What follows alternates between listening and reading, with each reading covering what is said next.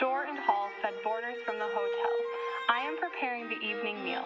Doc Hoyt is not his usual cheerful self, and I have just received a letter that may hold the answer as it tells about a missed opportunity from the master store of history. I hear, little Nan. Should I go rock her back to sleep? No, Laura, that is a grandma's job. You stay here and help Lottie and Nan prepare supper. The boarders will be expecting something hot and tasty in an hour. Doc Hoyt will be joining us this evening. We haven't seen him in a while. He must be very busy. I heard he went to see Dr. Starr on business. I think that was just an excuse to see his daughter Fanny. I remember her visit here a while back.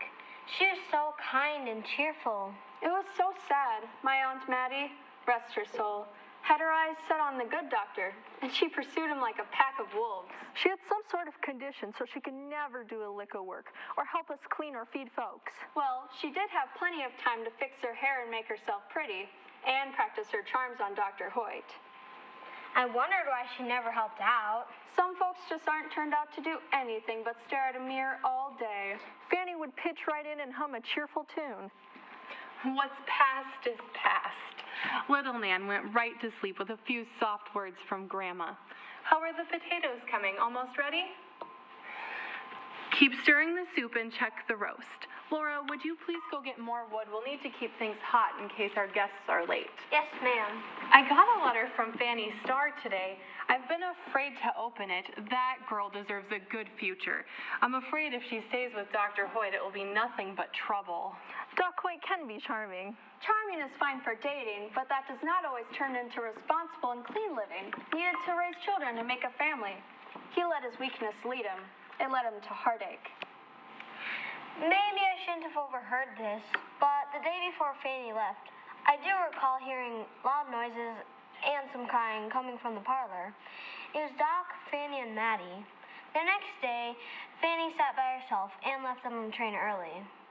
Maddie was as perky as can be. Oh, Doc Hoyt is here early. Do not ask him any questions. If he wants to talk, he will on his own time. Lottie and Laura, please serve the good doctor. Right away.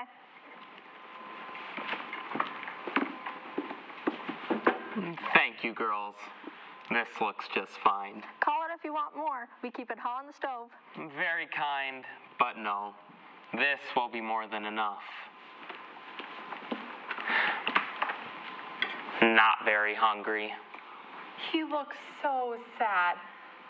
Perhaps he'd be happy to tell his problems to an old grandma.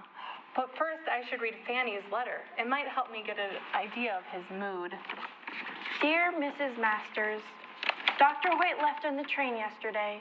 His frame of mind was confused and angry. We did have a couple long conversations. I thought it was best to share part of it with you so that you may not think ill of me and in time look more kindly on poor Dr. Hoyt. I was deeply crushed, as you know, when he decided to marry Maddie Masters. She did not treat me well, and now I understand that she was very jealous and had done a number of desperate things that a lady should not do to grab a hold of Dr. Hoyt. I am not sure that he had a good sense of affairs as they played out, but the result was that he could not marry me in good conscience, and may have been under a spell, so to speak, though a deliberate plan by Maddie. Still, I was saddened to hear that Maddie died shortly after they married. It was a crushing blow for him. He traveled here to consult with my father, but it was apparent to me that he was broken and looking for comfort.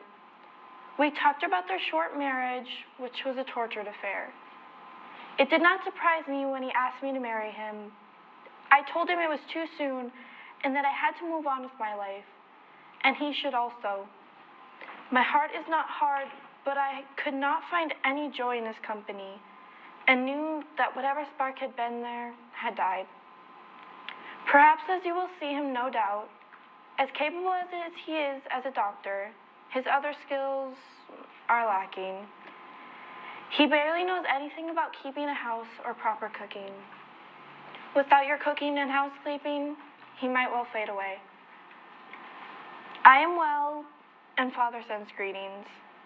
I know you are wise, as you have helped many through difficult times.